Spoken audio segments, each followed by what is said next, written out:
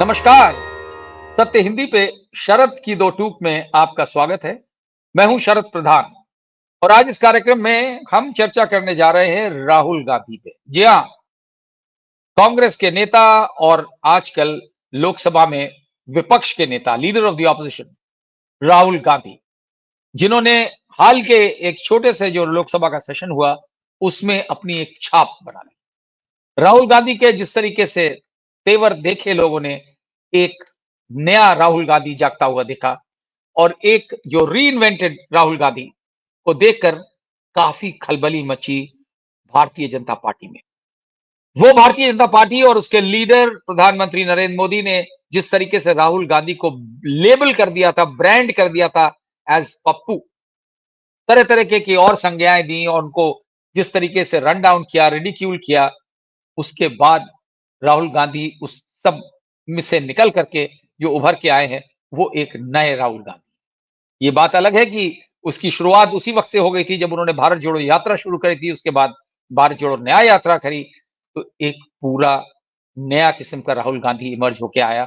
फिर भी भारतीय जनता पार्टी को ने जिस तरह का कैंपेन चलाया राहुल गांधी के खिलाफ और उसमें गोदी मीडिया ने उनका बहुत साथ दिया, उससे ऐसा लगता था कि बड़ा मुश्किल है राहुल का उस से स्टेज से निकल के आना। लेकिन इस छोटे से पार्लियामेंट सेशन में राहुल गांधी ने ये प्रूव कर दिया कि राहुल गांधी कोई ऑर्डिनरी व्यक्ति नहीं है और जिस तरीके से वो मोदी को ललकारते रहे, स्पीकर को उनके बायस्ड एटीट्यूड को लेकर के जिस तरीके से उन्होंने स्पीकर को तम तम खुल करके उनके बारे में कहा, ऐसा कम देखने को मिलता है। और अब जिस तरीके से सेशन, तो आप देखिए पार्लियामेंट का सेशन इतना शॉर्ट जो किया गया था, वो लगता है बाय डिजाइन था, क्योंकि अमूमन नए इलेक्शन के बाद जब फ्रेश सेशन होता है तो इतना छोटा सेशन नहीं किया था। 9 दिन के सेशन में 2 दिन छुट्टी, 3 दिन शपथ में चले गए, सिर्फ 4 दिन बचे थे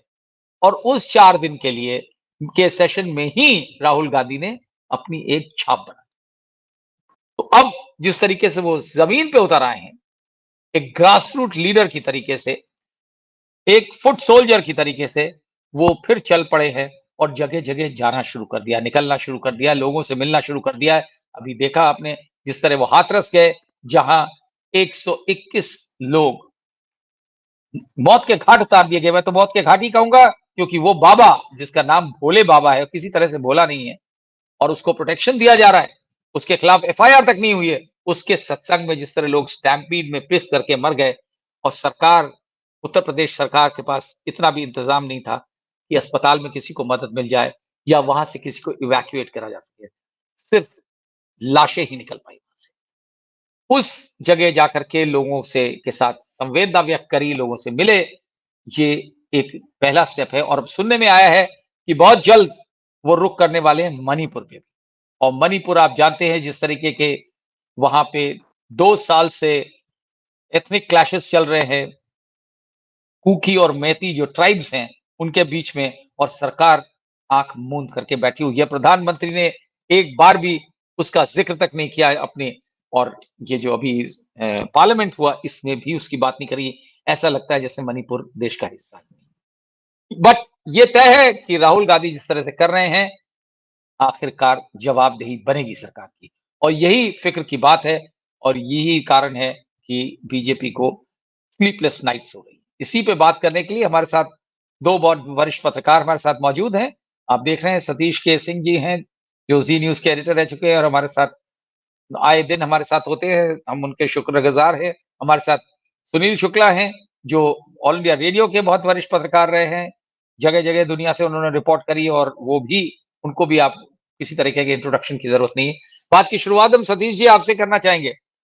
तो क्या मतलब अब भारतीय जनता पार्टी के लिए राहुल, एक ज़माने में भारतीय जनता पार्टी राहुल के लिए मुश्किलें क्रिएट करती थी, अब राहुल क्रिएट कर रहे हैं मुश्किल? देखिए, प्रधानमंत्री जी की बातों को ध्यान दिया जाए जो संसद में उन्होंने अभिभाषण के धन्यवाद प्रस्ताव में कहा, तब तो अभी भी ऐसा लगता है कि बोलचाल में तो वो अभी राहुल को उतना तवज्जो नहीं दे रहे हैं। क्योंकि आपने हाँ, ध्यान दिया होगा, अभी होता है कि थोड़ा डाउन किया जाए, डिमोरलाइज किया जाए। तो 3 हाँ, हाँ, बातें जो उन्होंने उसमें बोली कि तुमसे ना हो पाएगा, हाँ, तो हाँ, फिल्मों से आता है। दूसरा, हाँ, हाँ। कि मौसी का एक ज़िक्र किया, मौसी का उपमा दिया, शोले के मौसी का। शोले और शोले वाली तीसरा मौसी का। तीसरा कि एक और कि मम्मी को एक क्लास मतलब परीक्षा का कोई अपना अंक दिखाता है, उसका भी एक उपमा दिया। यानी कि इसके हाँ, 2 हाँ। अर्थ हो सकते हैं। एक तो ये है कि या तो बहुत वज़न महसूस कर रहे हैं राहुल गांधी का। दूसरा ये होता है कि एक नए सिरे से हमला बोले, है ना? हाँ, हाँ, हाँ। कुछ नर्वसनेस बिल्कुल, भी बिल्कुल। दिखाई पड़ता है।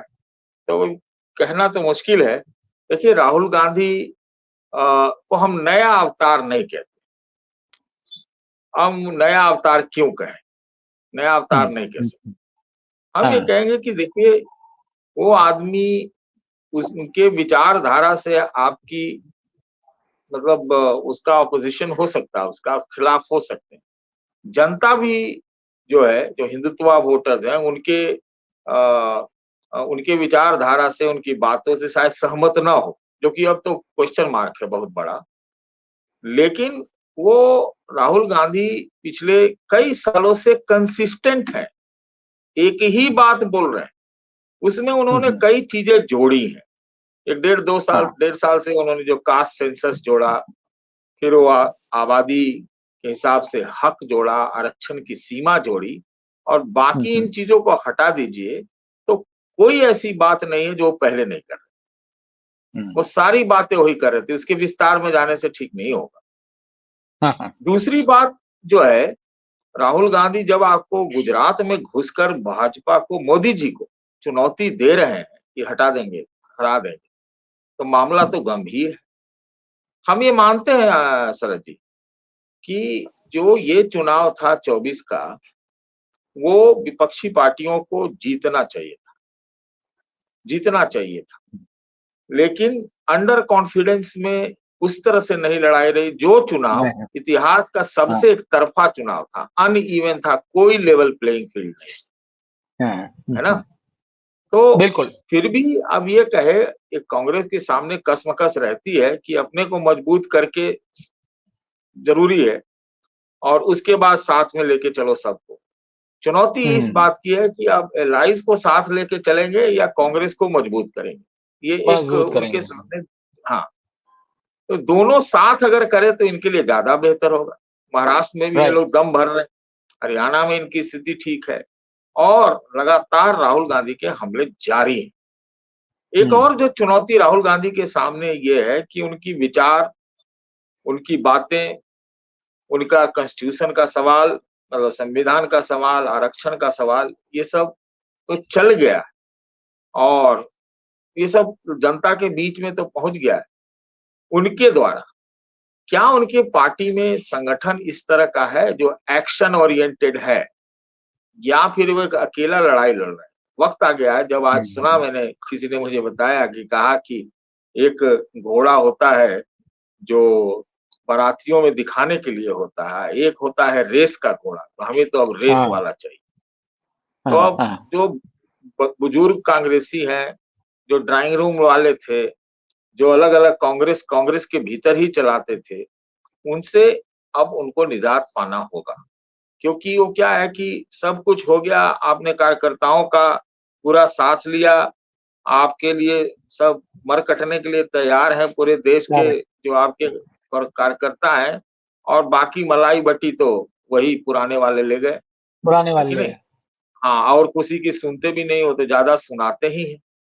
तो ये एक स्थिति है और देखिए जो उन्होंने हल्का बाम और जो समाजवादी अपना विचारधारा अपनाया है, तो उसको बिना एक्शन में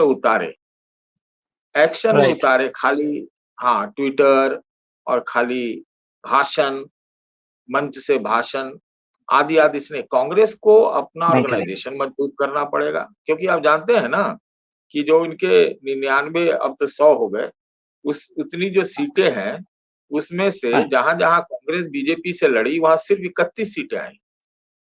हाँ। बाकी जगह राइट। उनका सहयोगियों का सहयोग रहा। इसका मतलब मैं ये नहीं कह रहा हूँ कि सहयोगियों को कांग्रेस से फायदा नहीं हुआ, हुआ क्योंकि वोट जुड़ी। लेकिन कांग्रेस में ये मजबूती करने के लिए बहुत जरूरी है, तो इनको जमीन, सड़क, एजिटेशन, जो पुराना एक समाजवादी ढर्रा था और जिसमें थोड़ा सा लेफ्टिस्ट एलिमेंट भी है, तो वो उनको करना पड़ेगा। एक और चीज मैं कहना चाहता हूं कि देखिए, ये बड़ा महत्वपूर्ण था इस चुनाव का, जिसको हम लोग आंकने में थोड़ा हम लोग सब विफल रहे।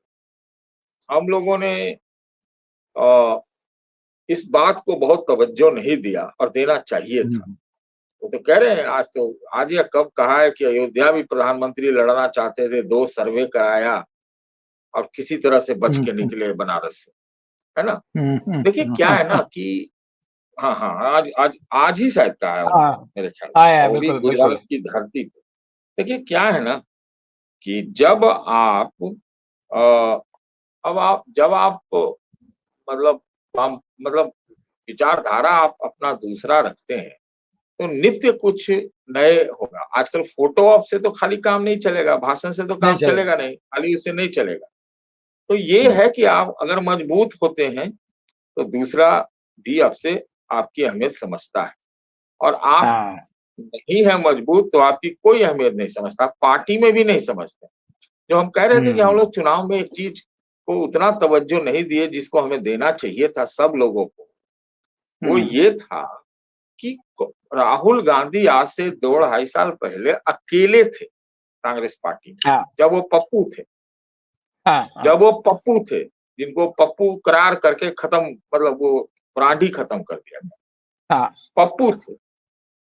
इस बार के चुनाव से पहले जब से उन्होंने ये 6,000 किलोमीटर की यात्रा की, पैदल और गाड़ी से मिला के, उसके बाद वो नेता वहीं स्थापित हो गए। कोई नया ब्रांड नहीं है जो आप कह रहे थे कि नया लॉन्च है या कुछ है, वो तो मोदी जी कहते रहते, तेरह वो तो चौदह मोदी। पंद्रह हाँ, कितना हुआ लॉन्च, वो हाँ, नहीं। हाँ, बात ये है कि इस बार के चुनाव में खासियत यह थी कि बहुत दिनों के बाद हमने पाया कि कांग्रेस के पास 3 लोग पब्लिक कनेक्ट वाले बड़े नेता थे, पब्लिक कनेक्ट वाले मास लीडर, हम्म, जिनको मास सुनना चाहती थी, देखना चाहती थी, हाँ, उनकी आवाज का कुछ वजन होता था बात। वो ट्राइका बनी, ये 3 मूर्ति बनी, राहुल, प्रियंका और खड़गे। ये बिल्कुल। 3 लोग अलग अलग मिजाज के, अलग अलग गुण वाले, अलग अलग, उसका एक बहुत बड़ा प्लस पॉइंट इस बार कांग्रेस पार्टी को मिला है। आप इस चीज को समझ लीजिए। प्रियंका गांधी का भाषण, प्रियंका गांधी की रैलीज, प्रियंका गांधी का मैनेजमेंट भी सुना है, वो हाँ, सब बहुत काम आया। दूसरा, खड़गे जी का इतना उम्र, इतना एक्सपीरियंस, दलित होना, दक्षिण भारत से होना, और राहुल गांधी के बारे में तो कुछ कहना नहीं। तो ये एक जो कांग्रेस में चीज आई है, और कई हमने देखा कि चुनाव में बहुत पॉपुलर लीडर भी कांग्रेस ने खड़े किए, हालांकि टिकट भी बहुत हम्म, गलत सलत बंटता है कांग्रेस में, तो हम लोग जानिए रहे हाँ, हाँ। कि हाँ हाँ बस सब तो आरोप लगाते हैं बेच देता है, तो क्या पता, पर इसमें तो सब्सटेंशियल नहीं। तो आगे का जो चुनाव, आगे की जो राजनीति है, वो राहुल गांधी के आक्रमण तो ठीक है, आक्रामक हाँ, हैं, लेकिन हम्म, उनको अभी जिस प्रकार से उन्होंने हिंदुत्व को लेकर के अभी धावा बोला है, तो फिर जो है बहुत ताकत से उससे लड़नी पड़ेगी। ये नहीं होगा कि आप समझ रहे हैं कि बोल के आप हो गए तो जनता आपकी सुन ली, हाँ, सब हो हाँ, गए, बिल्कुल बिल्कुल। ऐसा नहीं है। क्योंकि आपने क्या किया है, जब आपने हमला भी लोकसभा में बोला, तो उसमें क्या हुआ कि कहते हैं लोग कि मोदी जी को कुछ अंदरूनी दबाव भी है, ऐसा लोग कह रहे हैं, जो भागवत जी का बयान आया उसके बाद से। तो उसके बाद जब हिंदुत्व पे लेकर के आप हमला करते हैं, तो आपने तो एक लाइन से बीजेपी, आरएसएस सब पर हमला कर दिया, सब पर हमला आपने किया है। तो जब सब हम्म, पर हमला किया है एक साथ, तो आपके खिलाफ सब होंगे, हाँ, सब होंगे। उनकी व्यवस्था है कि कुछ ऐसा नहीं करेंगे कि भाई जो मोदी को पसंद नहीं करते, तो हम्म, आप हिंदुत्व पर हमला करेंगे, तो वो जो है आपके साथ हो जाएंगे, ऐसा होता नहीं है बिल्कुल जनरल, ऐसा नहीं। है कि नहीं, नहीं? ऐसा होगा होगा तो भैया। बिल्कुल। ये सब चुनौतियां हैं, लेकिन हाँ इतना जरूर कहेंगे कि अगर वो थोड़ा-सा हिंदी भाषा और सीख जाएँ, अंग्रेजी में तो मैं मानता हूँ one of the best scholar in the world, मैं उनको मानता हूँ। जब अंग्रेजी में वो बोलते हैं, खास तौर से विदेशी धरती पर, इंग्लैंड में और अमेरिका में, तो बात एकदम लगता है कि वर्ल्ड लीडर बोल रहा है। हिंदी में जब बोलने लगते हैं अंग्रेजी से तर्जुमा करके, तब वो हो सकता है कि दिन में 4-5 गलती एक ही दिन में कर दे। तो ये सब है, वही बातें पकड़ लेती है बीजेपी। प्रियंका लेकिन प्रियंका हिंदी में भी बहुत बढ़िया बोलती है। प्रियंका हिंदी हाँ, में भी बहुत बढ़िया बोलती है। हाँ, तो बीजेपी के पास अब हम पहली बार ये देख रहे हैं कि खाली डिमोरलाइजेशन से काम नहीं चलेगा, उनको भी अपने विचारधारा से, अपनी जो उनकी नैरेटिव है, उससे अब लड़ना उनको पड़ेगा, क्योंकि जमीनी स्थिति बहुत अभी अस्थिर है। और आज लालू ने शायद कहा है कल या परसों कि कभी भी सरकार गिर सकती है, हालांकि उसमें कितना दम है भगवान जाने। लेकिन जमीनी स्थिति में बहुत सारी चीजें हैं जिसमें रोजगार, महंगाई, अवसर आदि आदि हैं, और वो राहुल गांधी के लिए बहुत बहुत जो है एक मजबूती के आधार का काम कर सकते हैं।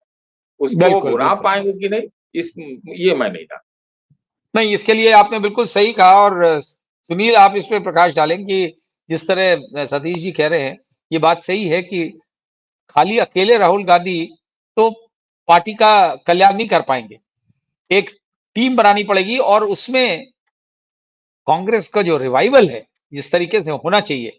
कांग्रेस में एक प्रॉब्लम रही है कि वो इंतजार करते कि ऊपर वाला कुछ नीली छतरी से गिरा देगा और वो अपने आप हो जाएंगे। ये पहली बार राहुल गांधी ने इस तरीके से जा करके जमीनी काम करके, जगह जगह जा करके भारत जोड़ो यात्रा के जरिए से, और रियल इश्यूज पे लोगों को अटेंशन फोकस किया है। राहुल गांधी थे जिन्होंने संविधान बदलने की बात जब बीजेपी ने कही, तो उन्होंने ने उसी बात को पकड़ा कि ये संविधान इसलिए बदलना चाहते हैं क्योंकि ये आरक्षण समाप्त करना चाहते हैं, और वो एक बहुत बड़ा गेम चेंजर बना। तो आपको लगता है ये सारी चीजें एक टीम के तौर पे, जो मतलब पूरी हायरार्की बन जाए। अब जैसे आप देखिए, कई स्टेट्स हैं जहां कोई पुरसा हाल नहीं कांग्रेस का, कौन लीडर है कौन नहीं है कुछ पता नहीं। तो अभी बहुत कुछ करना बाकी है, क्यों सुनील? धन्यवाद शरद जी। राहुल गांधी ऐसा नहीं है कि भारत जोड़ो यात्रा से ही उन्होंने अपने सरकार या बीजेपी के खिलाफ एक राजनीतिक माहौल बनाने की कोशिश की। 2014 में जब ये सरकार बनी, 2014 से ही कांग्रेस के खिलाफ पूरे देश में एक माहौल था, और मोदी जी को एक परिवर्तन की उम्मीद के साथ लोग देख रहे थे। एक गुजरात डेवलपमेंट का मॉडल लोगों के सामने प्रस्तुत किया गया, लोगों ने उस पर विश्वास किया, और अच्छे दिन आएंगे का जो नारा था उस पर लोगों ने भरोसा किया था, क्योंकि एक जबरदस्त एंटी इनकम्बेंसी थी यूपीए सरकार के खिलाफ। बावजूद इसके जब बीजेपी के खिलाफ, खासतौर से मोदी जी के खिलाफ कोई सुनने के लिए तैयार नहीं था, उस दौर में भी राहुल गांधी ने सरकार के खिलाफ अपनी बातों को कहते रहे। आप याद कीजिए, भट्टा परसोल में कौन गया था? किसानों के भूमि अधिग्रहण बिल के विरोध में एकदम सुबह सुबह भट्टा परसोल गांव में राहुल गांधी तो गए, और किस तरीके से डिस्गाइज में गए थे, मोटरसाइकिल पे बैठ के, क्योंकि रास्ते बंद कर रखे थे। और उसका परिणाम क्या हुआ कि उस पूरे के पूरे कानून को सरकार को वापस लेना पड़ा। जो भूमि अधिग्रहण का कानून सरकार ला रही थी उसको वापस करना पड़ा। अलीगढ़ में जहां गोली चले थे, आप याद कीजिए, पुलिस का लाठीचार्ज हुआ था, वहां गए। राहुल गांधी ने अपने अभियान को ऐसा नहीं था कि अभी शुरू कर दिया।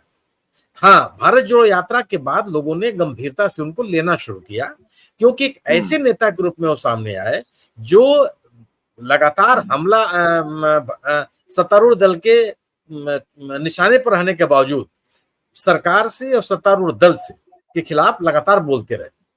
जो लोग भारतीय जनता पार्टी से असंतुष्ट थे या जो भारतीय जनता पार्टी के खिलाफ खड़ा होना चाहते थे, उनको एक नेता के रूप में राहुल गांधी दिखाई पड़े। उनके अलावा किसी नेता की इतनी ताकत नहीं थी जो विपक्ष के नेता के रूप में अपने आप को स्टेब्लिश कर लेता। तो जो सरकार, जो सत्तारूढ़ दल गैर भाजपा कांग्रेस मुक्त भारत की बात कर रही थी, वो नैरेटिव खत्म हो गया। विपक्ष मुक्त संसद की बात कर रही थी, वो नैरेटिव खत्म हो गया। भारतीय जनता पार्टी अपराजेय है, ये खत्म हो गया। बहुसंख्यकवाद की राजनीति करके आप सालों साल सत्ता में बने रहेंगे, ये नैरेटिव खत्म हो गया। राहुल मोदी जी का कोई विकल्प नहीं है, ये नैरेटिव खत्म हो गया। ये भी खत्म हो गया। यह एक जो राजनीतिक विमर्श पैदा किया राहुल गांधी ने भारतीय राजनीति में, यह उनका सबसे बड़ा योगदान है। जब आप विपक्ष को लेकर कोई विश्वास करने के लिए तैयार नहीं था, विपक्ष को कोई सुन नहीं रहा था, विकास में अवरोधक के रूप में विपक्ष को प्रस्तुत किया जा रहा था, संसद में एकदम माने अपमानजनक की स्थिति थी विपक्ष की। पूरे 5 साल तक डिप्टी स्पीकर नहीं रखा सरकार ने, और परवाह की किसी की।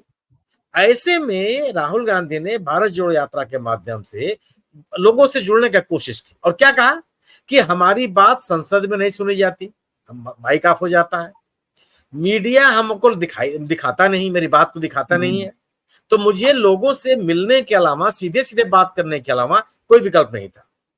और राहुल गांधी ने केवल 2 लोग, 4-10 लोगों से मुलाकात नहीं की, चाहे वो केरल का मसाला उत्पादक हो, चाहे वो रबर उत्पादक हो, चाहे कोरोना में जान गंवाने वाले परिवार के परिजन हो, चाहे विद्यार्थी हो, चाहे वो डिलीवरी बॉय हो, चाहे वो किसान हो, बस सभी वर्गों के साथ मिलकर आमने सामने बैठ के संवाद कायम किया। तो यह जो बात सत्तारूढ़ दल के द्वारा बड़े संगठनात्मक और संस्थात्मक तरीके से कही जा रही थी कि राहुल गांधी एक अविश्वसनीय नेता है, एक ऐसे नेता है जिनकी राजनीति में रुचि नहीं है, एक ऐसे नेता है जो अपने कंफर्ट जोन से बाहर नहीं आना चाहते, एक ऐसे नेता है जिनका पूरा परिवार भ्रष्टाचार में लगा रहा और इतने दहशत में है कि सरकार से लड़ नहीं सकते। ये जितने तरह के विमर्श थे, राहुल गांधी ने सबको खारिज कर दिया और लोगों ने उन पर विश्वास करना शुरू किया। और आप याद कीजिए कि कन्याकुमारी से लेकर के श्रीनगर तक कोई भी ऐसी जनसभा नहीं थी जिसमें भारी तादाद में लोग उपस्थित न हुए हो। खराब मौसम के बावजूद, बर्फबारी है, भीषण गर्मी है, भारी बरसात हो रही है, बावजूद इसके लोगों ने राहुल गांधी को सुनने के लिए लोग आए, और पूरे रास्ते राहुल गांधी से लोगों ने संवाद कायम करने की कोशिश की। आप भले किससे मिलना चाहें, सामने वाले भी तो मिलने के लिए तैयार हो आपसे। राहुल गांधी भले जनता से मिलना चाहते थे, जनता आपसे मिलना चाहेगी तब तो आप मिलेंगे, कोई पकड़ के थोड़ा लेंगे। लेकिन ये दिखाई पड़ा कि लोग राहुल गांधी से भी मिलना चाहते थे। तो एक राजनीति में, भारतीय राजनीति में राहुल गांधी ने इस भारतीय जनता पार्टी सरकार के दौरान जो सबसे उल्लेखनीय योगदान रहा, वह था विपक्ष को विश्वसनीयता दिलाने का और भारतीय जनता पार्टी के खिलाफ मुद्दों के आधार पर एक विपक्ष की राजनीति करने का माहौल बनाने का। व्यक्ति के रूप में आप मोदी जी से नहीं लड़ सकते, निश्चित रूप से व्यक्तित्व के आधार पर मोदी जी का चेहरा बड़ा चेहरा है, उनकी लोकप्रियता भी बड़ी है, लेकिन जब मुद्दे सामने आने लगे तो मोदी जी का चेहरा गिरने लगा, मोदी मैजिक में गिरावट आने लगी। अपराजय भारतीय जनता पार्टी हारती हुई नजर आई। जिन राज्यों में चुनाव की स्थितियां थी वहां चुनाव कराने का साहस नहीं कर पा रही थी, और अन्य कई राज्यों में चुनाव हुए, वहां भारतीय जनता पार्टी हार गई, जबकि पूरा का पूरा चुनाव मोदी जी के चेहरे पर लड़ा गया। निश्चित रूप से किसी भी नेता को आगे ले जाने के लिए एक संगठन की आवश्यकता होती है, इसमें कोई दरार नहीं, कोई बस नहीं कर सकता। बिल्कुल। लेकिन जब आप पराजित हो रहे होते हैं तो आपको अपनी सेना को बचाए रखना बड़ा मुश्किल का काम है। आज आप याद कीजिए, जब भारतीय जनता पार्टी दो सदस्यों की सीट पार्टी थी तो कितने लोग बीजेपी के साथ थे। आज जब 300-400 की बात होने लगी तो तमाम लोग दिखाई पड़ने लगे, पूरा का पूरा संगठन दिखाई पड़ने लगा। भारतीय जनता पार्टी का के विभिन्न शहरों में दफ्तर कहाँ है लोग नहीं जानते थे, और आज हम चमचमाती हुई चौक के बहुमंजिली भवन बने हुए हैं। तो एक जीतती हुई पार्टी, जन समर्थन के आधार पर आगे बढ़ती हुई पार्टी, एक मजबूत नेता, उस नेता की अपार लोकप्रियता, उसमें कांग्रेस अपने संगठन को बचा पाती, ये निश्चित रूप से सामने बड़ी चुनौती थी। लेकिन अब जब उसने चुनाव जीता हिमाचल में, उसने चुनाव जीता कर्नाटक में, उसने चुनाव जीता तेलंगाना में, उसने कड़ी टक्कर दी अन्य राज्यों में जहां पे चुनाव हो रहे थे, एक तस्वीर बनी, और कांग्रेस ने भी अपने संगठन को सुनियोजित करने की कोशिश की, अपने आप को परिवारवाद के नारे से अलग किया। खड़गे साहब का चुनाव सामान्य चुनाव थोड़े था। एक तरफ भारतीय जनता पार्टी जहां अपने अध्यक्ष को एक्सटेंशन पर रख रही है, वही कांग्रेस ने लोगों को यह दिखाया कि हम चुनाव कराएंगे। गांधी परिवार जिसके ऊपर आरोप लग रहा था, उसके कोई भी सदस्य चुनाव मैदान में नहीं उतरा। खड़गे साहब अध्यक्ष बन के निकला, और जिस व्यक्ति को अध्यक्ष बनाया उसके संसदीय अनुभव को कोई चुनौती नहीं दे सकता। एक बेदाग छवि का व्यक्ति, दलित नेता, और लगातार अपनी उपस्थिति और विजिबिलिटी बनाए रखने वाले नेता के रूप में खड़गे साहब को अध्यक्ष बनाया। और एक बड़ी पहल थी, ये बड़ी पहल थी कि संगठन के लोगों को साथ लाने के लिए एक चेहरे और एक मजबूत चेहरा पार्टी के नाम पर आगे रखने का, वो भी उसमें ही भारतीय जनता कांग्रेस सफल रही और भारतीय जनता पार्टी को संगठनात्मक रूप से चुनौती देती हुई नजर आई। तो जो गैर भाजपा भारतीय जनता पार्टी मतदाता था वो, और जो भारतीय जनता पार्टी के खिलाफ लड़ने वाले नेता की तलाश में था वर्ग, वो राहुल गांधी के पीछे खड़ा हो गया, बिना इसके कि आपके पास संगठन है या नहीं है। आप उत्तर प्रदेश का उदाहरण लीजिए। उत्तर प्रदेश में जब स्थानीय निकाय के चुनाव हुए, नगर निगमों के चुनाव हुए, तो भारतीय सभी जगहों पर भारतीय जनता पार्टी जीती। 17 के 17 नगर निगम के मेयर के पद भारतीय जनता पार्टी ने जीता। लेकिन जिस पार्टी के पास संगठन नहीं, नेता नहीं, पोस्टर नहीं, बैनर नहीं, वोट मांगने वाला नहीं, 5 नगर निगमों में कांग्रेस सेकंड नियरेस्ट राइवल रही, उसका मत प्रतिशत बढ़ा। 4 नगर निगमों में तीसरे स्थान पे रही। ये क्या दर्शाता है सुनील, ये क्या दर्शाता है कि लोग आज तंग आ गए हैं, भारतीय जनता पार्टी की ने अति कर दी है और जो रियल मुद्दे हैं उनकी बात करती नहीं है। हम सतीश जी आपसे जानना चाहेंगे। देखिए, मैं यही कहना चाह रहा था। हाँ, सुनील जी ने जो कहा कि उन्होंने नेता के रूप में जो अपना अस्तित्व को बहुत मजबूत किया अकेले, सिर्फ उसी के वजह से सारी चीजें हो गई, ऐसा सिर्फ ऐसा नहीं है। वो ठीक बात है कि एक ऐसी हालात में कांग्रेस थी, जर्जर दम मरी हुई कांग्रेस थी। भारत जोड़ो यात्रा में जब निकले उसके बाद कई सीटें जीत, कई चुनाव जीत गए। उससे पहले का भी तो देखिए 17-18 वो भी गिनना पड़ेगा। और उसमें से आपको इस बात को ध्यान में रखना पड़ेगा कि भाई कांग्रेस कैडर बेस्ड पार्टी नहीं है। अभी तक वो सोच के चल रहे थे कि भाई जन समर्थन होता है तो हम लोग जीत जाते हैं, कि नहीं। लेकिन मौजूदा स्थितियों में चीजें बदल चुकी हैं, इस चीज को देखना चाहिए। सब लोगों ने टोपी लगा लिया है, भाई समाजवादी वाले लाल पहनते हैं, कोई हरा पहनता है, कोई पहन रहा है, आप पार्टी वाले पहनते हैं। ये क्या है? ये है क्या? ये एक प्रकार का वॉलंटियर और कैडर है कि नहीं। मोदी जी भी पहनते हैं टोपी, वो एक लाल ऐसा पहनते हैं, शेरपा टाइप का टोपी लगता है। मैं टोपी को बस सिंबॉलिक ले रहा हूं। कहने का मतलब ये है कि मैंने आपसे पहले ये बात कही कि अगर ये चुनाव एक तरफा ना होता और एक अंडर कॉन्फिडेंस नहीं होता तो फिर ये चुनाव हो सकता है भाजपा हार जाती। आप ये समझिए, ऑर्गेनाइजेशन की वजह से मैं कम से कम कांग्रेस की 4 सीटें जानता हूं कि या तो कुछ टिकट बिक गए या कोई ऑर्गेनाइजेशन जीरो है, उसके वजह से हारे। मैं 4 गिना भी दे सकता हूं ना, समझ गए कि नहीं। हम अपने साइड के बिहार झारखंड के, तो उनका ऑर्गेनाइजेशन में बहुत कमी है। जिस प्रकार का ऐतिहासिक काम राहुल गांधी ने किया है, एक जमाने में चंद्रशेखर जी ने किया, उसके हिसाब से कांग्रेस को इस बार चुनाव जीत के आना चाहिए था। लेकिन क्या है कि आप जहां तहां आपको गठबंधन करने पड़े। ठीक है, विपक्ष की आवाज थी, वो आपने किया, स्थितियों को समझा। मेरा जो मानना है कि जो राहुल गांधी हैं, उस इतिहास में इतने हमले किसी नेता ने नहीं झेला। एक व्यक्तिगत, आप पूरा इतिहास उठा लीजिए भारत का, आजाद भारत का, एक व्यक्ति जिसको अकेला, हाँ, संसद में प्रधानमंत्री जी बार बार याद भी दिला रहे हैं कि जमानत पे है, लीडर ऑफ ऑपोजिशन। संसद में दिलाया जा रहा है कि एक में बेल पर है, एक में कुछ बयान दे दिया था, एक में ये, एक में वो। आप समझिए, जिनकी सदस्यता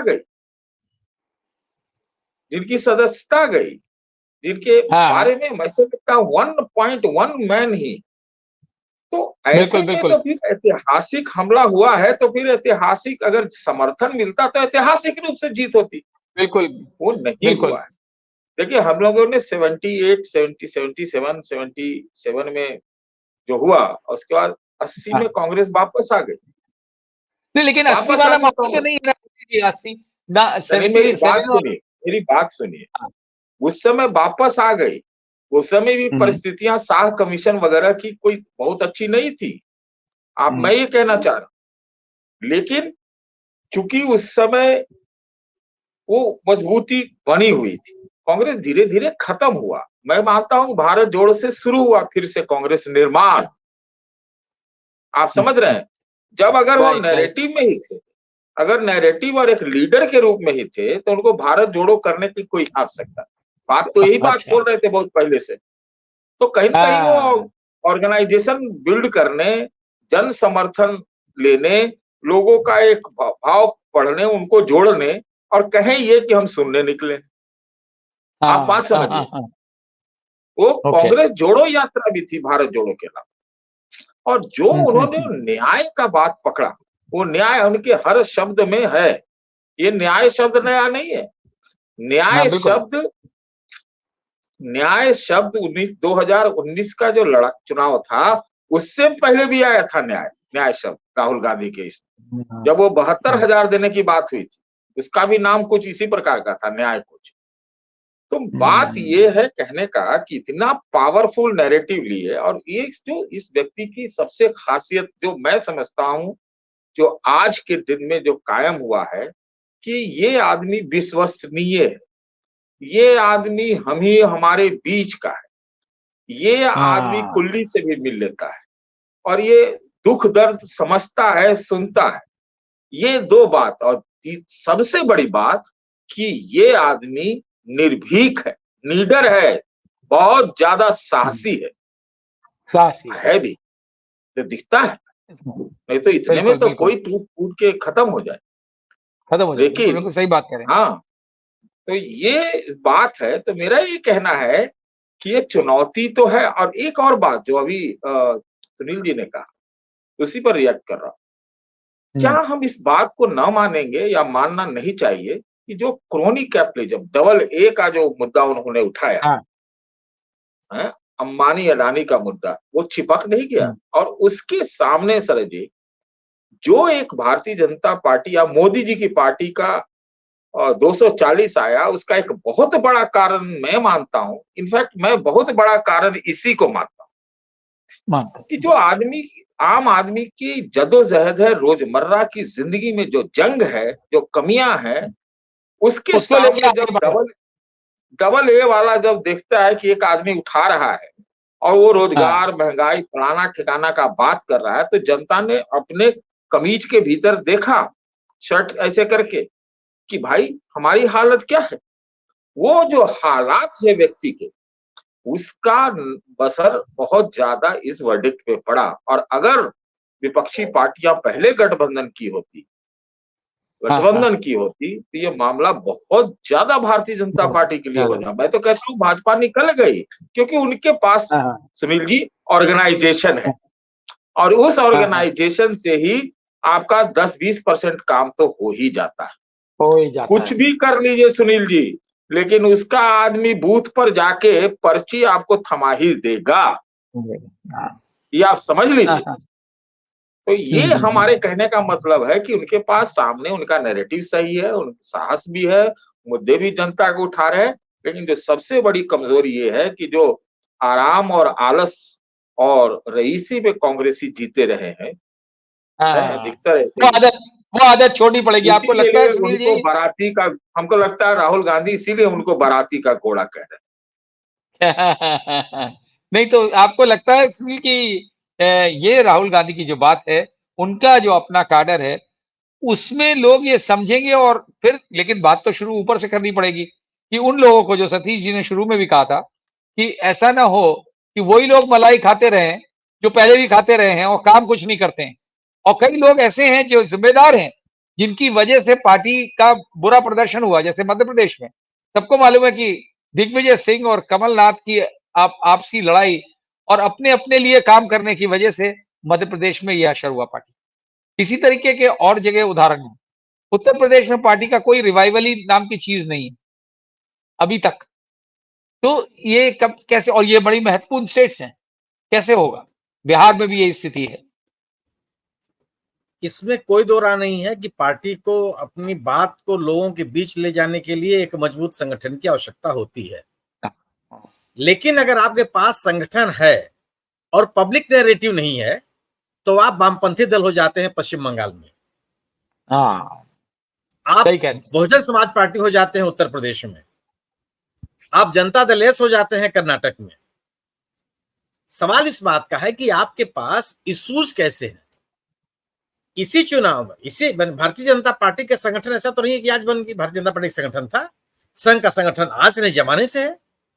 लेकिन यह पार्टी, यह संगठन तब कहां दिखाई पड़ रहे थे जब बीजेपी 2 सदस्यों की पार्टी थी।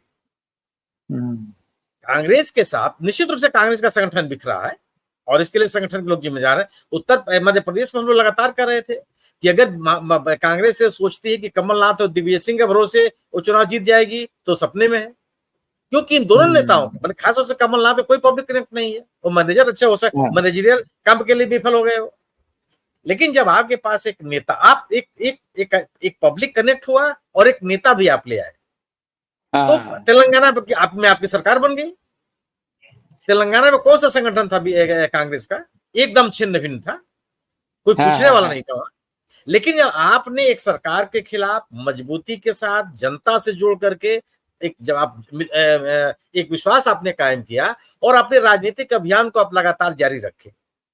रेवंत रेड्डी के रूप में आपको एक ऐसा नेता मिला जो लगातार प्रदेश में घूमता रहा, उसी प्रदेश का जो प्रदेश अध्यक्ष था वो लगातार घूमता रहा, लोगों के बीच में रहा, केसीआर सरकार के खिलाफ एक नैरेटिव बनाया। लोगों ने बीजेपी को छोड़ करके कांग्रेस को चुन लिया। बिल्कुल, आपके साथ आपके पास संगठन हो लेकिन पब्लिक विमर्श न हो, जनता का विमर्श न हो, तो आप कुछ नहीं कर सकते। ये बात भी सही। सबसे बड़ा सवाल था जनता का विमर्श बहुत अच्छी तरीके से इन्होंने बिल्ड किया है, क्योंकि जो असली इश्यूज हैं देश के सामने, जिसको कि भारतीय जनता पार्टी इग्नोर करती रही है, जवाब भी नहीं देती है, इसको राहुल गांधी ने पब्लिक इश्यूज पर ही अपनी विश्वसनीयता का। राहुल गांधी को 2014 में कौन सुन रहा था? इतनी बड़ी पार्टी के नेता थे। 2019 में कौन सुन रहा था? क्योंकि आप उस समय सरकार को लेकर के लोग आश्वस्त थे और सरकार के खिलाफ कुछ भी सुनना नहीं चाहते थे।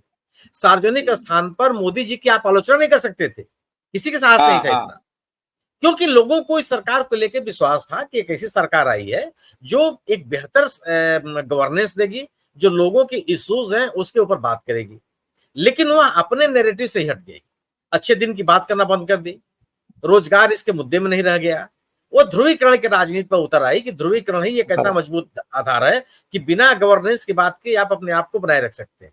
राहुल गांधी ने इसको खोखला कर दिया और लोगों को ये बताने की कोशिश की कि जो भी ये सरकार कर रही है वो नहीं है जो ये कह करके आई थी। और जब लोगों के सोच का उनका समाधान होता हुआ नहीं दिखाई पड़ा, तो एक जूझने वाले नेता के रूप में राहुल गांधी स्थापित हो गए। और जो सरकार के ऊपर लगा, अब भले प्रधानमंत्री जी कहें कि जमानत पर है, कौन इसको स्वीकार कर ले रहा है कि साहब अपराधी किस्म के लोग हैं। जब आप इनकी सदस्यता खत्म की गई तो लोगों ने इसको लोगों के बीच में अलग तरह का नैरेटिव गया कि आप विपक्ष को दबाना चाहते हैं। यह कोई बात नहीं कर रहा कि क्यों जेल गए, क्यों इनकी सदस्यता खत्म हो गई, क्यों इनकी गिरफ्तारी होने की बात पैदा हुई, कैसे जमानत पे गए। अब यह नैरेटिव बनने लगा राहुल गांधी को लेकर के कि आप विपक्ष को दबाना चाहते हैं और एक ऐसे नेता के साथ आप प्रतिशोध की राजनीति कर रहे हैं। तो यह राजनीतिक विश्वसनीयता जो हासिल करने का प्रयास किया कांग्रेस ने, कांग्रेस के नेताओं ने या अन्य विपक्षी दलों ने। आज स्थिति क्या है कांग्रेस की? अजय उत्तर प्रदेश को आप लीजिए कि क्या उत्तर प्रदेश में जो समाजवादी पार्टी को सफलता मिली या जो बहुजन समाज पार्टी को जन समर्थन नहीं मिला, क्या वह कांग्रेस के अभाव में समाजवादी पार्टी कर लेती? वोट का बंटवारा नहीं होता। गैर भाजपा मतदाताओं को एकत्रित करने और उनके मन में विश्वास पैदा करने का जो काम कांग्रेस और कांग्रेस के नेताओं ने किया, यह बहुत बड़ा उनका योगदान है। और वह केवल है कि पब्लिक के इश्यूज पर आप बात कर रहे हैं, संगठन से कोई आप ये भी मानते हैं कि बहुत सा विपक्ष का वोट डिवाइड हो गया होता अगर राहुल गांधी साथ में नहीं होते समाजवादी पार्टी के? समाजवादी पार्टी का भी प्रदर्शन इफेक्ट होता अगर दोनों साथ नहीं होते? बिल्कुल उत्तर प्रदेश में मैं बिल्कुल मानता हूं। या मैं मानता हूं कि अगर कांग्रेस से अलग होकर समाजवादी पार्टी लड़ती तो उसकी स्थिति शानदार सफलता मिलती बीजेपी को, कि बीजेपी के मत में बंटवारा नहीं होता, लेकिन गैर भाजपा जो मतदाता है उन्हें बंटवारा हो जाता। और जो आज सफलता मिली है समाजवादी पार्टी को या कांग्रेस को, जो 7-8 सीट जीत करके चले आए या 37 सीटें जीत ली समाजवादी पार्टी में, वो स्थिति नहीं बनती। भाजपा के खिलाफ एक मजबूत विकल्प के रूप में यह गठबंधन सामने आया। कुछ नहीं कर पाते, कर सकते थे। और आज जो मतदाता बीएसपी के साथ था, वो जो भारतीय जनता पार्टी के साथ नहीं जाना चाहता था या भारतीय जनता पार्टी के खिलाफ वो खड़ा होना चाहता था, इस गठबंधन को चुन लिया। आपको ऐसी स्थिति में क्या लगता है कि विपक्ष की एकता को तोड़ने के लिए भारतीय जनता पार्टी जरूर कुछ ना कुछ खेल करना चाहेगी, और क्या कहीं इस तरीके के कमजोर लिंक्स हैं, वीक लिंक्स हैं, जिनको लेकर के भारतीय जनता पार्टी कामयाब हो सके? किन किन चीजों से गार्ड करना पड़ेगा राहुल गांधी को, अपने आप को और अपने विपक्ष की मजबूती को? भारतीय जनता पार्टी के सामने अगर विपक्ष की एकता चुनौती न होती तो पार्टी विपक्षी दलों को एक होने से रोकने के लिए इतना प्रयास नहीं करती। अरविंद केजरीवाल को जेल की स्थिति क्यों आ गई कि वह इंडिया दल समूह में शामिल हो गए? हेमंत सोरेन के खिलाफ कार्रवाई, इतनी मजबूत कार्रवाई क्यों हुई? अगर हेमंत सोरेन भी इंडिया दल समूह में शामिल नहीं होते तो इस तरह के हमले उनको नहीं झेलने पड़ते। भारतीय जनता पार्टी ने हमेशा से कोशिश किया कि विपक्षी दलों में एकता न हो और विपक्षी दलों की विश्वसनीयता न बने। राहुल गांधी के सतीश जी ने बहुत ही शानदार बात कही कि स्वतंत्र भारत के इतिहास में राहुल गांधी अकेले ऐसे नेता हैं जिनके ऊपर इतने हमले हुए। तो क्यों हुए? क्योंकि कांग्रेस को बीजेपी को लग रहा था कि राहुल गांधी में वो ताकत है, या कांग्रेस के इस पहले परिवार में वो ताकत है कि वह विश्वसनीयता को लेकर के आगे आ सकते हैं, लोगों का विश्वास इनके प्रति फिर से आ सकती है और वो बीजेपी के लिए बड़ी चुनौती हो सकते हैं। सबसे बड़ी चुनौती यह है कि इंडिया दल समूह को एक बनाए रखना, अपने राजनीतिक अपने अभियान के जो मुद्दे हैं उनसे एकदम लगे रहना, जनता के बीच में अपनी विजिबिलिटी बनाए रखना, और सरकार से लड़ने के एक योद्धा के रूप में जो अपने आप को आपने स्थापित किया है उस छवि को बनाए रखना। अगर इसमें बिखराव होगा और आपस में बिखराव होगा तो लोगों का विश्वास घटेगा, ये लगेगा कि आप बीजेपी से लड़ने की स्थिति में नहीं है, और जो प्रधानमंत्री जी कह रहे हैं कि तुमसे नहीं हो पाएगा, यह धारणा और मजबूत होती चली जाएगी। बिल्कुल एकता को बनाए रखना सबसे बड़ी प्राथमिकता है। बहुत बढ़िया। और सतीश जी, आपको लगता है ये एकता बरकरार रहेगी?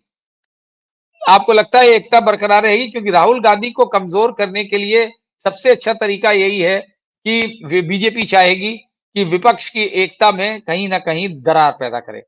और जैसे आपने देखा होगा कि पहले पार्लियामेंट के सेशन में शुरू कर दिया था और उन्हें कंपैरिजन राहुल गांधी के भाषण और अखिलेश यादव के भाषण में, जब उन्हें और कुछ नहीं मिला। तो इस तरीके की हरकतें बीजेपी तो करना चाहेगी, लेकिन क्या आपको लगता है इसमें कामयाब हो सकती है भारतीय जनता पार्टी? या राहुल गांधी अब वो घोड़ा है लंबी रेस का जो आ गई, जिसको दौड़ना है अश्वमेध की तरह? देखिए, आपने बहुत सारी बातें कह दी, लेकिन सवाल वही है कि क्या विपक्ष एक रह पाएगा और क्या क्या ये तिकड़म करेंगे। मेरा आपसे एक दूसरा सवाल है। मैं सुनील जी की भी बात का जवाब एक लाइन देना चाहूंगा, लेकिन पहले आपकी। देखिए, जब आप बीजेपी कहते हैं, अचानक आप मोदी से बीजेपी पे पहुंच गए। आप बात समझिए मैं क्या कह रहा हूं। नहीं, मतलब हमारा मोदी है, क्योंकि मोदी बीजेपी है, बीजेपी मोदी है। क्या ये है? अब यही मैं सवाल करना चाहता हूं। अच्छा सवाल ये अच्छा आपने, मैं चाहता था कि मैं आपसे सवाल करूं। नहीं, बहुत अच्छा पॉइंट आपने रेज किया। हाँ, आज की स्थिति बदल चुकी है। ये मोदी जी को तात्कालिक रूप से तो कुछ खोने के लिए हो सकता है, वैसे ओवरऑल मुझे नहीं लगता कुछ खोने के लिए बचा है। और जो मोदी जी को, मेरे ख्याल से कांग्रेस पार्टी से कोई चुनौती नहीं है। मैं आपसे बहुत स्पष्ट बोल रहा हूं, अभी तात्कालिक रूप से मोदी जी के बारे में बोल रहा हूं। मोदी जी को चुनौती अगर आएगी, आ सकती है या आई हुई है, तीनों बात बोल रहा हूं, मैं जानता नहीं, लेकिन वो अंदर से उनके आनी है, जिसको आप बीजेपी कह रहे हैं या आरएसएस कह रहे हैं, उसके संकेत मिले। तो इसलिए हमको लगता है मोदी जी और विपक्ष खासतौर से कांग्रेस पर बहुत हमलावर है, क्योंकि अगर आप गोली उधर चलाते हो तो इधर भी एक मैसेज जाता है कि भाई हम तो लड़ रहे हैं आगे, इधर शांत रहो। ठीक है, एक बात आप बात समझिए, अभी क्या हुआ राज्यसभा में, मोदी जी ने क्या कहा, इनफैक्ट इसमें भी कहा, लोकसभा में भी एक तरह से कहा कि भतीजे को समझा दीजिएगा कांग्रेस का अतीत। राम गोपाल यादव को मोदी जी ने कहा कि भाई कांग्रेस के जमाने में क्या क्या होता था, मुलायम सिंह जी तो झूठ बोलते ही नहीं थे, ये क्या था। दूसरा ये सब बातें, हाँ, कुछ ऐसी ही बात उन्होंने लोकसभा में इमरजेंसी के नाम पर और ये वगैरह वगैरह कुछ कहा था, जो हमें अभी ध्यान नहीं। तो प्रयास तो उनका रहेगा, मोदी जी का प्रयास रहेगा कि भाई कहीं से कुछ लाए, मजबूत करे, ताकि कोई आंख न दिखा पाए, है कि नहीं। भाई ऐसे तो दो लोग हैं जो कांग्रेस के साथ हाल हाल तक थे, नीतीश बाबू और चंद्रबाबू, दोनों बाबू बहुत ज्यादा दिन नहीं हुए दोनों के कांग्रेस के साथ रहे। तो ऐसे में तो अपनी मजबूती के लिए कुछ कुछ करेंगे ही ना, करना भी चाहिए, ऐसे राजनीति है, उनको सत्ता बनाई है तो करेंगे। एक चुनौती वो है, और तो इसमें कुछ नाटकीय हो तो मुझे आश्चर्य नहीं होगा, नहीं है कि नहीं। अब तो बिल्कुल जेल से आने के बाद कुछ हेमंत सोरेन से भी बात हो सकती है, मतलब कहीं भी रास्ता देखा जाएगा, ऐसी बात नहीं है कि नहीं देखा जाएगा, और देखने का प्रयास करेंगे, क्योंकि मोदी जी इस वक्त एक प्रधानमंत्री के रूप में, एनडीए के रूप में, उसके मुखिया के रूप में अपना अपना मजबूती देखेंगे। बाकी सब चीज अभी सेकेंडरी है कि नहीं, उनकी सत्ता, उनके नेतृत्व की सत्ता। दूसरी बात जो अभी सुनील जी कह रहे थे, देखिए क्या है ना, मैं मानता हूं कि नेतृत्व मजबूत रहता है, नैरेटिव मजबूत रहता है, इसकी बड़ी आवश्यकता है। कहाँ कहाँ नहीं है, कौन कहेगा, इसको तो इनकार नहीं किया जा सकता। लेकिन जब ऑर्गेनाइजेशन भी मजबूत रहता है, ऑर्गेनाइजेशन भी मजबूत रहता है और एक वेल वाइल्ड मशीनरी के रूप में काम करता है, तो जिन दो प्रदेशों में जीत की गारंटी सब लोग कह रहे थे, मध्य प्रदेश और छत्तीसगढ़ में कांग्रेस पार्टी की, वहां पर भारतीय जनता पार्टी जीत जाती। आप समझिए इस चीज को। बिल्कुल। तो ऑर्गेनाइजेशन की मजबूती होती है। क्या होता है कि कांग्रेस पार्टी जब भी जीत हासिल करती है तो उसके लिए एक बहुत बड़े माहौल की आवश्यकता होती है कि या तो कांग्रेस एकदम एंटी इनकम्बेंसी एकदम आसमान पर हो, वो मुद्दे हो, लेकिन भारतीय जनता पार्टी 50-50 के सिचुएशन को 60-40 बनाने का मादा रखती है। मैं नहीं समझता हूं कि वो कांग्रेस में इस वक्त है। मैंने इसीलिए शुरुआत में एक ही लाइन में कह दिया, हमें अभी बोलना पड़ रहा है कि इस चुनाव को मैं मानता हूं कि जो जो चीजें उठाई गई, जो कुछ भी हुआ, जो नैरेटिव हुआ, जो भारत भ्रमण हुआ, पैदल चाल हुई, वगैरह वगैरह वगैरह 75 तरह के कारणों से, अगर वो आज भारतीय जनता पार्टी विपक्ष में रहती तो ये सच में कहीं 300 सीट ले आती, 350 सीट ले आती। बिल्कुल सही, मतलब ये है, बात सही है। सुनील जी ने दो लोगों की वो भी कहा ना कि 2 लोगों की पार्टी थी 1980, 2 लोगों की बात सही थी। उस समय क्यों, उस समय क्या हुआ था उसको, वो भी तो हमें याद रखना चाहिए। सब बिखर गए थे टूट टाट के, कभी मोरारजी, कभी चरण सिंह, कभी कुछ, है ना। दमकिप्पा मेन पार्टी थी मेरे ख्याल से 1980 के चुनाव में। दलित मजदूर किसान पार्टी बनी थी, जहां तक मुझे याद पड़ा। डीएमके 32 सीटें आई थी, वो भी हमें याद। तो वो परिस्थितियां होती, उसके वो पार्टी बनी थी, नहीं कुछ तो बनी थी। 84 में 2 सीटें आई थी ना, 84 में 84 में 2 सीट। तो 84 में देश की मतलब ऐतिहासिक इतना बड़ा नेता को गोली मार दी गई, तो क्या कहना। उसके बाद तो जो चुनाव हुआ उसका तो अलग ही, वो तो अजब तरह का था। उसमें आप सोच रहे हैं कि नई जो पार्टी बनी है सब लोग उसको वोट दे देंगे, ऐसा भी नहीं है। लोग तो कहते हैं कि आरएसएस वालों ने भी उधर उसमें वोट दिया था। उनकी भी सहानुभूति इंदिरा गांधी जी से थी। तो वो तो अलग ही एक चुनाव था ना। लेकिन इतना भी है सुनील जी, मैं आपको और एक याद पड़ा दूं, एक लाइन और बोलूंगा कि इंदिरा जी की हत्या हुई 84 में, 84 में हुई ना, कब हुई? हाँ 84 में, हाँ हाँ 31 दिसंबर, 31 अक्टूबर। हाँ अक्टूबर नहीं, 31 अक्टूबर, जो भी हो, एनीवेज। लेकिन ये, हाँ 31 अक्टूबर, उस दिन पाकिस्तान में क्रिकेट हो रहा था, भारत क्रिकेट, भारत का पाकिस्तान का मैच।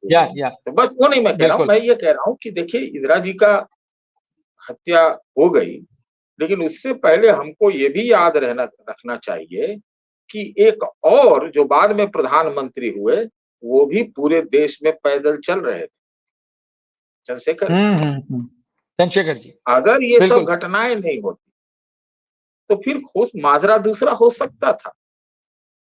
मतलब ऐसा नहीं होता एक तरफा, हो सकता उनका भी वेट था, उनका भी वजन था, एक नई पार्टी बनी थी, उसकी भी वेट होती, लेकिन वो तो असाधारण चुनाव था ना। ये मैं कहना चाहता हूँ। संगठन